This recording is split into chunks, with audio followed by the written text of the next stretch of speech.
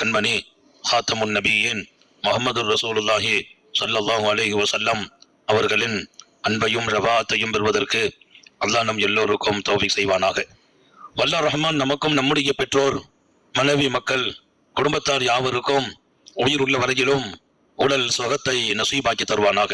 மருத்துவமனை கஷ்டம், அதன் சிரமம், செலவுகளிலிருந்து நிரந்தரமான பாதுகாப்பை அல்லாஹ் நம் எல்லோருக்கும் கொடுத்து அருள் புரிவானாக. வானம் பூமியினுடைய ஆபத்துகளை விட்டும், முசீபத்துகளை விட்டும், கெட்ட முடிவுகளை விட்டும் நம்மையும் நம் குடும்பத்தையும் பாதுகாத்து அருள் புரிவானாக.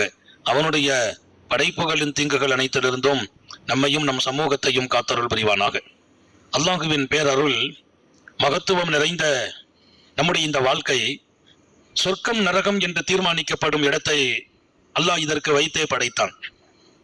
நம்மை படைக்கிற போது நமக்கு சொர்க்கத்தையும் படைத்தான், நரகத்தையும் படைத்தான்.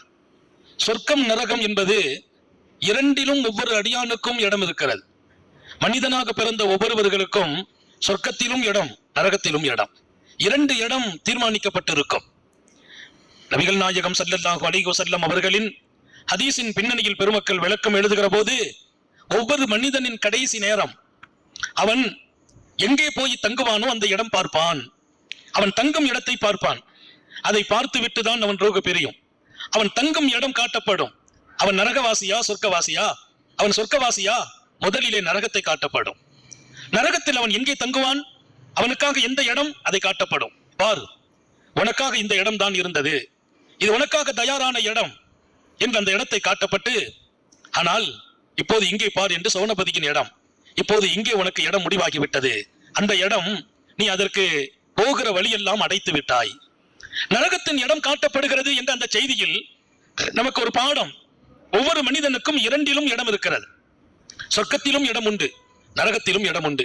நரகத்தின் இடத்தை முதலில் காட்டப்படும் சொர்க்கவாசிக்கு. அதை பார்த்து அவன் பிரமிக்கிற போது, பயப்படுகிற போது, வேண்டாம் அச்சம், இந்த இடம் இப்போது உனக்கு இல்லை, நீ சிறந்து வாழ்ந்ததால், சரியாகி விட்டதால் இதோ பார் என்று சோனபதியை காட்டப்பட்டு, அங்கே நீ தங்கும் இடம் இதுதான் என்று அவனுக்கு அறிவிக்கப்படும் போது அந்த சந்தோஷம், அப்படி அவன் மகிழ்ந்து சிரித்து ஆஹா என்று ஆனந்தப்படுவான். அப்போது ரூஹ் எடுக்கப்படும். அவன் பாவியாக இருப்பான் என்றால் முதலிலே சொர்க்கத்தின் இடம் காட்டப்படும். பார், உனக்காக தயாரான இந்த இடம் இது. சோனபதியின் இடத்தை பார்ப்பான். பார்த்து அவனுக்கு ஒரு மகிழ்ச்சி, இப்போது அறிவிப்போதும், ஆனா இந்த இடத்துக்கு நீ தகுதியாகவில்லை, இதற்கான தயாரிப்பு இல்லை உன்னிடத்தில், இதற்காக நீ வாழவும் இல்லை, இதோ பார் என்று நரக இடத்தை காட்டப்படும். இது உனக்கு இப்போது தயாரான இடம், அங்கே நீ போவதற்கான தகுதி இழந்தாய், இதுதான் இப்போது நீ போகும் இடம். நரகத்தை பார்த்து அப்படியே கவலைப்பட்டு முகமெல்லாம் பரபரப்பாகி ஒரு வகையாக வேர்த்து விறுவிறுத்து அப்படி இருக்கும் போது ரூஹ் எடுக்கப்படும். எனவேதான் மரணமானவர்களை போய் பார்க்க சொல்கிறார்கள். மரணித்தவர்களின் முகம் பார்த்து அவர் சொர்க்கவாசியா நரகவாசியா என்று தீர்மானிக்க முடியும். முகத்தை பார்த்தா அப்படியே சிரிப்பு அள்ளி இருப்பார், அப்படியே முகம் பிரகாசமா இருப்பார். அப்படியானால் அவர் கடைசியா எங்க போகணுமோ அதை பார்த்திருக்கிறார். நல்லவர் சொர்க்கத்தை பார்த்துட்டு இதுதான் உன் தங்கும் இடம் என்ற சுப செய்தியோடு மரணிக்கிறார். பாவியோ நரகத்தை பார்த்து அதுதான் உன் தங்கும் இடம் என்று கேட்டு ரொம்ப வேர்த்து விறுவிறுத்து மரணிக்கிறார். அந்த முகம் வாடி போயிருக்கும் என்று சாலிஹீன்கள் பதிவு செய்வார்கள். நமக்கு கிடைத்த ஒரு செய்தி என்ன, ஒவ்வொரு மனிதனுக்கும் புக்கிங் ரெண்டிலும் இருக்கிறது. புக்கிங் என்பது சொர்க்கத்தில் மட்டும் இல்லை, சொர்க்கத்திலும் உண்டு, நரகத்திலும் உண்டு. அந்த ரெண்டையும் அல்லாஹ் முடிவு செய்து எதற்கு நீ வர வேண்டும் என்பதை உன்னிடத்தில் ஒப்படைக்கிறேன், நீ தயாராகு. சொர்க்கத்தை படைத்த அல்லாஹ் வானவர்களின் கோமான் ஜிப்ரீலை அனுப்பி பார்த்து வாருங்கள் என்றான். அவர் போய் பார்த்தார். அதன் அழகை, ரம்யத்தை, அதில் இருக்கிற பிரகாசத்தை, அதில் இருக்கிற ஆனந்தங்களை பார்த்துவிட்டு சொன்னார், ரப்பே, உன் படைப்பில் ரொம்ப ரொம்ப உயர்ந்த படைப்பு.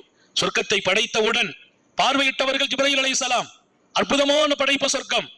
ஆனா இந்த சொர்க்கத்தை ஒருத்தர் கேள்விப்பட்டுட்டாரு, பார்த்து விட்டாருன்னா இதுக்கு யாரும் வராம இருக்க மாட்டாங்க, எல்லாரும் வந்துருவாங்க, எல்லாரும் வந்துருவாங்க. சொர்க்கம் அவ்வளவு பேர் வருவாங்க, அதை பார்க்கறதுக்கு அப்படி இருக்குது என்றார். கொஞ்சம் மீண்டும் அல்லாஹ் இரண்டாவது முறை அனுப்பினான். இப்ப போய் பாருங்க. போய் பார்க்கிறாங்க. சொர்க்கத்தை சுற்றி அல்லாஹ் வேலி போட்டு இருக்கிறான். என்ன வேலி? இதை செய்யணும், இதை விடணும், இதை செய்யணும், இதை விடணும், இதை செய்தா இதெல்லாம் செய்யணும், நன்மைகள், இதெல்லாம் கூடாது, தீமைகள், இதெல்லாம் சொர்க்கத்தை சுத்தி வேலி. இதெல்லாம் கரெக்டா இருந்தா தான் உள்ள வர முடியும். இதை செய்யக்கூடாது, திருடக்கூடாது, விபச்சாரம் கூடாது, இதெல்லாம் கூடாது, இதெல்லாம் ஆபாசம், இதெல்லாம் தடை, இதெல்லாம் செய்யணும், எல்லாத்தையும் சுத்தி வைத்திருக்கிறான் அல்லாஹ். இதெல்லாம் செய்தா சொர்க்கம். ஜிப்ரீல் அலைஹிஸ்ஸலாம் பார்த்துட்டு போய் சொன்னாங்க, நிறைய பேர் தேற மாட்டாங்க, நிறைய பேர் தேற மாட்டாங்க. இவ்வளவு கஷ்டங்களுக்கு பின்னால் தான் சொர்க்கம் என்றால் அதை வந்து அடைபவர்கள் குறைந்து விடுவார்களே. முதலிலே பார்த்தபோது சொன்னார்கள் எல்லோரும் வந்து விடுவார்கள். ஏன்? அவ்வளவு அழகு சொர்க்கம், அவ்வளவு ஆனந்தம்.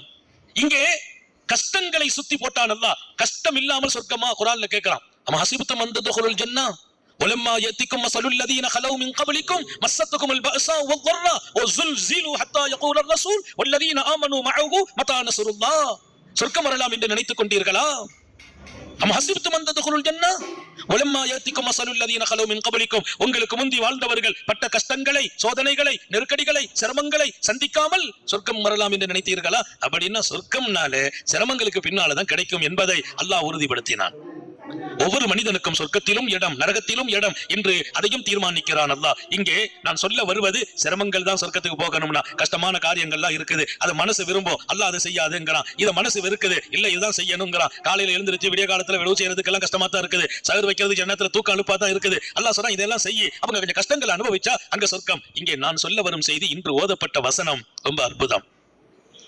சொர்க்கவாசிகள் எப்படி இருப்பாங்கன்னா, அவங்க அனுபவிக்கிற அந்த நியாமத்துக்களும் ஆனந்தங்களும் மகிழ்ச்சிகளும் குதூகூலங்களும், இன்னைக்கு குர்ஆன் சொல்லுது குதூகூலம், அப்படியே மகிழ்ச்சியாக இருப்பாங்க. கேட்டதெல்லாம் கிடைக்கும், நினைத்ததெல்லாம் கிடைக்கும். வலக்கும் ஃபீஹா மா தஷ்தஹி அன்ஃபுசுக்கும் வலக்கும் ஃபீஹா மா தத்தஊன், நீங்கள் கேட்டதும் கிடைக்கும், நினைத்ததும் கிடைக்கும்.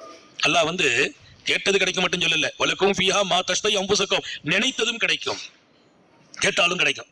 இங்க கேட்டாலே கிடைக்க மாட்டேங்குது. துனியாவுல கேட்டே பல இடத்துல கிடைக்கிறது இல்ல, நினைச்சது கிடைக்கும் சொர்க்கத்தில். இவ்வளவு பெரிய இன்பத்தை, மகிழ்ச்சியை நான் இங்கே கொஞ்சம் கஷ்டங்களை அனுபவிக்கிற போது, என்ன கஷ்டம்? கொஞ்சம் இபாதத்து செய்யணும், கொஞ்சம் பாவங்களை விடணும், அல்லாஹ் சொர்க்கத்தை டிக்ளேர் பண்றான். அதுக்கு பின்னால சொர்க்க நரகம் முடிவாயிடும். முடிவாகும் போது சொல்றான், நரகவாசிகள் வசதியானவங்க எல்லாம் இருப்பாங்க, நரகத்துல பெரிய பெரிய அரசர்கள் கிடப்பாங்க, உலகத்துல கொடிகட்டி பறந்தவங்க எல்லாம் நரகத்துல கிடப்பாங்க. சொர்க்கத்துல நிறைய சாதா சீதா மக்கள், தொழுகை, நோன்பு, இபாதத்து, இப்படி மார்க்க பற்றல வாழ்ந்தவங்க தான் சொர்க்கத்துல இருக்கிறாங்க. நீங்க உலகத்துல போய் பார்த்தீங்கன்னா இன்றைக்கெல்லாம் நிறைய மக்கள் அல்லாஹ்வை மறந்து, ரசூலை மறந்து, தீனை விட்டுட்டு எங்கேயோ வாழ்ந்து கொண்டு இருக்கிறாங்க. அத்தனை பெரிய கூட்டங்கள். இங்கே மறுமையில் வரும்போது இவங்க தான் செழிப்பா இருப்பாங்களாம். நரகவாசிகள் எல்லாம் சொர்க்கவாசியை கூப்பிடுவாங்களாம். வனாதா அஸ்ஹாபுன் நார் அஸ்ஹாபல் ஜன்னா, நரகவாசிகள் சொர்க்கவாசியை கூப்பிடுவாங்க. ஏ சொர்க்கவாசிகளே, அங்கெல்லாம் உங்களுக்கு தெரியுதா எவ்வளவு ஜாலியா இருக்கிறீங்க, எவ்வளவு மகிழ்ச்சியா இருக்கிறீங்க, எவ்வளவு குதூகலமா இருக்கிறீங்க? நாங்க கஷ்டத்துல இருக்கிறோம், சோதனையில இருக்கிறோம், மூச்சு விட முடியல, உடம்பெல்லாம் விந்து போயிருக்கிறோம், எங்களுக்கு கொஞ்சம் ஹெல்ப் பண்ணுங்கள், உதவி செய்யுங்கள் என்று கேட்பார்கள். நம்ம எங்க போயிடுறோம்? மற்றவங்களுக்கு உதவி செய்யற இடத்துக்கு நம்ம போயிடுறோம். சொர்க்கவாசிகள் என்றால் யார்? நமக்கு யார்ட்டையும் தேவையே இருக்காது, எல்லாரும் நம்மகிட்ட தேவையாக்குவாங்க. நரகவாசிகள் எல்லாம் சொர்க்கவாசியை கூப்பிட்டு சொல்லுவாங்களாம், அன் அஃபீது அலைனா மினல் மா, ஒரு மிடர் தண்ணி கொடுங்கப்பா. ஒரு கிளாஸ் தண்ணிக்கு அவங்க துடிப்பாங்க, ஏங்குவாங்க, நம்மகிட்ட கேட்பாங்க. இதுல சில சொந்த பந்தம் எல்லாம் இருக்குமா, உறவுகள் இருப்பாங்க. நாங்க யாரு? உன் சிறிய தந்தை. நான் யார்? உன் அண்ணன் மகன். நான் யார்? உன் தம்பி மகன். எனக்கு ஏதாவது கொஞ்சம் கொடு என்று சொர்க்கத்தில் இருக்கிறவருடைய சொந்தங்களை, பந்தங்களை கூப்பிட்டு உறவை சொல்லியும் கேட்பார்கள். அல்லாஹ் உங்களுக்கு எவ்வளவு சாப்பாடு கொடுத்திருக்கான், எவ்வளவு உயர்ந்த உணவுகளை கொடுத்தா, எத்தனை கனிகளை, எல்லாம் கிடைக்கும். ஒரு ஆப்பிள் கேட்டாங்க கொடுப்பாங்களாம், ஆப்பிளை சாப்பிட்டு முடிப்பார், முடிச்ச போது இன்னும் ஒரு பழத்தை கொடுங்களேன் பாங்களாம், உடனே இன்னொரு பழத்தை கொடுப்பார். அந்த பழத்தை வாங்கி பார்த்தா பியூரா அதே மாதிரி மாடல் ஆப்பிளா இருக்கும். அவங்க சொல்லுவாங்க, இப்பதானே இந்த கனியை கொடுத்தீங்க, இந்த பழம் தான் இப்ப சாப்பிட்டோம், வித்தியாசமா ஒரு பழத்தை கொடுங்க. அவங்க சொல்வார்களாம், ஓ தூ பிஹி முதஷாபிஹா, ரெண்டு பழமும் தோற்றம் தான் ஒரு மாதிரி இருக்குது, உள்ள சாப்பிட்டு பாருங்க, இந்த டேஸ்ட் வேற அந்த டேஸ்ட் வேற என்று அவர்கள் சொல்வார்கள் என அல்லாஹ் குர்ஆனில் பதிவு செய்கிறான். ஓ தூ பிஹி முதஷாபிஹா, அந்த பழம் வேறு, இந்த பழம் வேறு. ஆப்பிள் முதல்ல தந்தோம், இதுவும் ஆப்பிள் மாதிரியே தான் இருக்கும், ஆப்பிள் அல்ல. அவங்க சொல்வார்களா, இத்தனை வகை வகையான உணவுகளை அல்லாஹ் கொடுக்கறானே, எங்களுக்கு கொஞ்சம் கொடுங்க. அவங்க சொன்ன வார்த்தை, மிம்மா ரஸகக்குமுல்லாஹ், அல்லாஹ் கொடுத்ததில் கொஞ்சம் போதும் எங்களுக்கு. ஒரு வாழைப்பழத்தை வேண்டாம், அந்த பழத்தோலை கொடுங்க. ஆப்பிள் வேண்டாம், ஆப்பிளின் தோலை எங்களுக்கு சரிக்கு கொடுங்கள் போதும். யார்? உலகத்தில் கொடிகட்டி பறந்தவர்கள் எல்லாம் அல்லாஹ்வை மறந்து, ரசூலை மறந்து, ஈமானுக்கும் மார்க்கத்திற்கும் ஷரியத்திற்கும் தூரமாகி போனவர்கள் அங்கே நரகம் கிடைக்கிற போது நமது உறவுகளை சொல்லி, சொந்தங்களை சொல்லி கூப்பிட்டு கேட்பார்கள். நமக்கு கொடுக்கணும் மனசெல்லாம் இருக்கத்தான் செய்யும், நம்ம ஒண்ணு கல்நெஞ்சக்காரங்க இல்ல. ஆனா அல்லாஹ் ஒரு ஆர்டர் போட்டிருப்பான், அப்படி எல்லாம் யாரு கேட்டாலும் நீங்க கொடுக்க கூடாதுன்னு அல்லாஹ் ஒரு ஆர்டர் போட்டுட்டான். இவங்க சொல்வார்களாம், காலு இன்னல்லாஹ ஹர்ரமஹு அலல் காஃபிரின், நாங்க என்ன செய்வோம், அல்லாஹ் உங்களுக்கு எல்லாம் அதை கொடுப்பதை அவன் தடுத்து விட்டான், அல்லாஹ் தடை செய்து விட்டான், கொடுக்க முடியாது. அன்பர்களே, இங்கே வாழ்கிற இந்த வாழ்க்கை சில சிரமங்கள் இருக்கலாம், அந்த இபாதத்தை இன்பமாக்கிக் கொள்வோம். அல்லாஹ் சில விஷயங்களை செய்ய வேண்டாம் என்று சொல்கிறான், அந்த விஷயத்தின் பக்கம் மனசு போகலாம். மனசை கட்டுப்படுத்தி பாருங்கள். இந்த மனசின் கட்டுப்பாடும், அவன் சொன்னதை செய்வதும், அவன் தடுத்ததை விட்டும் நாம் விலகுவதும் நிரந்தரமான சொர்க்கம். எப்படிப்பட்ட சொர்க்கம்? எல்லாரும் நம்மகிட்ட வந்து ஏதாவது ஹெல்ப் பண்ணுங்கன்னு கேட்கிற அளவிற்கு இங்க இல்ல. சொர்க்கத்துல நம்ம ராஜாக்களாக, அரசர்களாக இருப்போம்.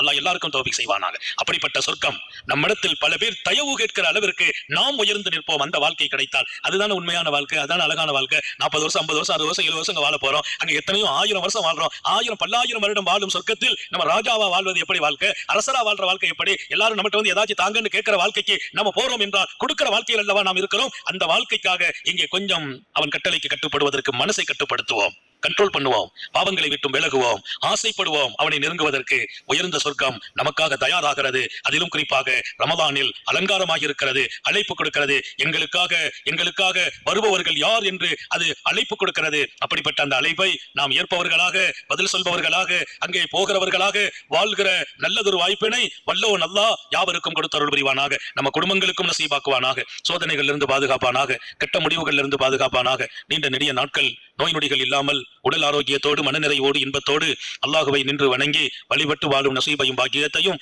எல்லாம் அல்ல அல்லாஹ் உங்களுக்கும் எனக்கும் நம்மை ஈன்றெடுத்த தாய்